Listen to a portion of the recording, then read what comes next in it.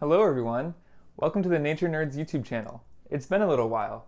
I'm Eric, if you don't remember, and today we're going to talk about a subject that I have fallen in love with, and that is ecology. If you look up ecology on Google, you get this definition from the Oxford English Dictionary. Ecology is the branch of biology that deals with the relations of organisms to one another and to the physical environment. While this is completely true, I think it mischaracterizes the importance of ecology as something that everyone should learn a little bit about. For example, how often do you take a moment to truly admire the natural world around you? If your answer is frequently, you might have noticed a peculiar little organism that sits on rocks and tree branches abundantly in both forests and cities. The lichen. Lichens might be the coolest thing you haven't paid much attention to. Like, did you know that lichens are actually comprised of a fungi and algae in symbiotic relationship? The algae provides energy created during photosynthesis, while the fungi provides structural support such that both can thrive in places they previously couldn't. In fact, this relationship is so successful that over 17,000 species of lichen have evolved within this format. This relationship also contradicts the long-held notion that competition is the sole mechanism for survival. It shows that strong bonds can be formed across kingdoms to weather the harshest conditions of this earth. And just as you are reaching the conclusion that lichens are the coolest, scientists recently discovered that there are actually bacterial communities housed within these fungal-algal partnerships, adding another domain into this already cross-kingdom relationship. And because lichens are many organisms in one, they provide incredibly valuable services to the ecosystem. The first comes from the algae, which occupies the role of producer in the food web, as it produces sugars from photosynthesis that are eaten by many herbivorous mammals. A famous example of this is Cladonia rangiferina, or reindeer lichen, which is the primary winter food source for the caribou. The other function of lichens in the ecosystems they inhabit is as a pioneer species in ecological succession. When ecosystems undergo various disturbances, like landslides, wildfires, or being covered by a glacier, lichens are typically one of the first species to come in and start the rebuilding process. They don't need soil, just a place that is wet, so they can colonize rock surfaces much sooner than plants with roots can. While they're on these rocks, and they heavily contribute to the process of weathering and breaking them down by releasing a chemical called oxalic acid. Lichens also have the unique ability to fix nitrogen, an essential component of the future soils they help create. So lichens play a vital role in both the creation of energy in food chains and the destruction of matter in succession. Crazy, right?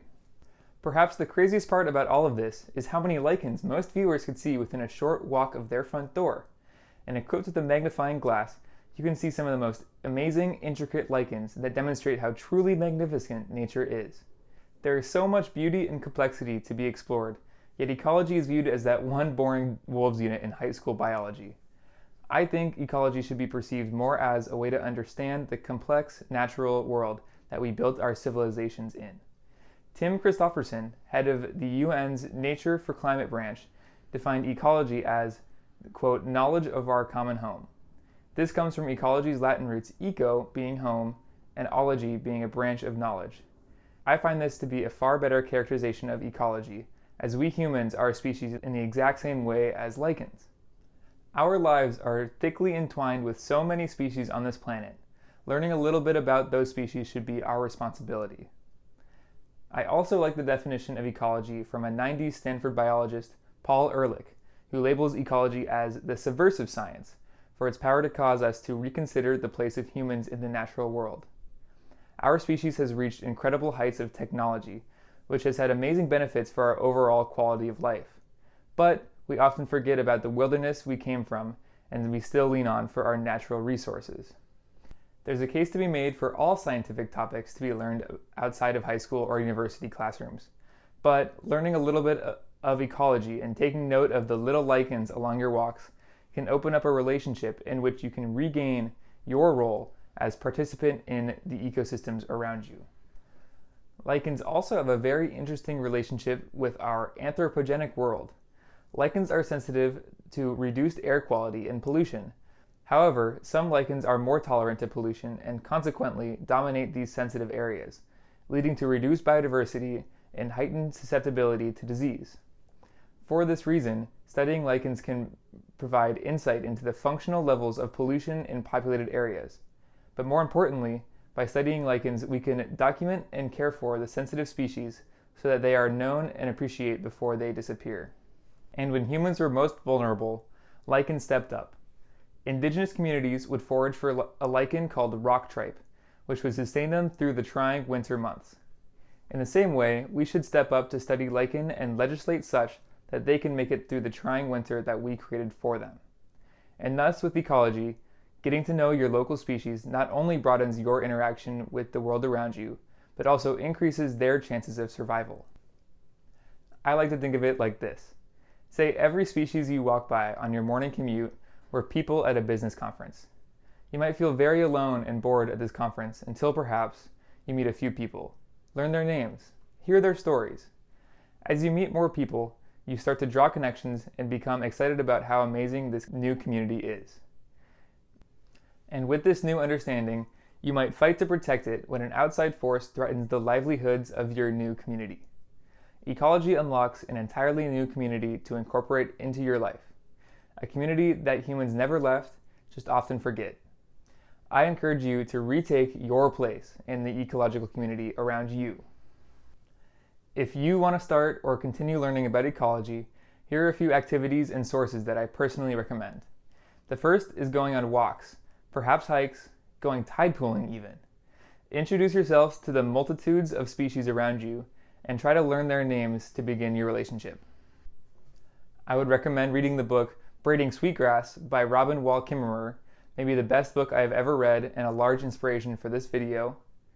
Other books I recommend are A Sand County Almanac and The Overstory.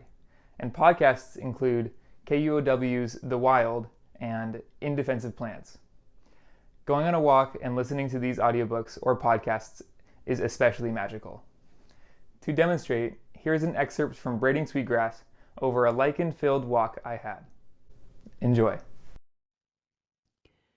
For millennia, these lichens have held the responsibility of building up life.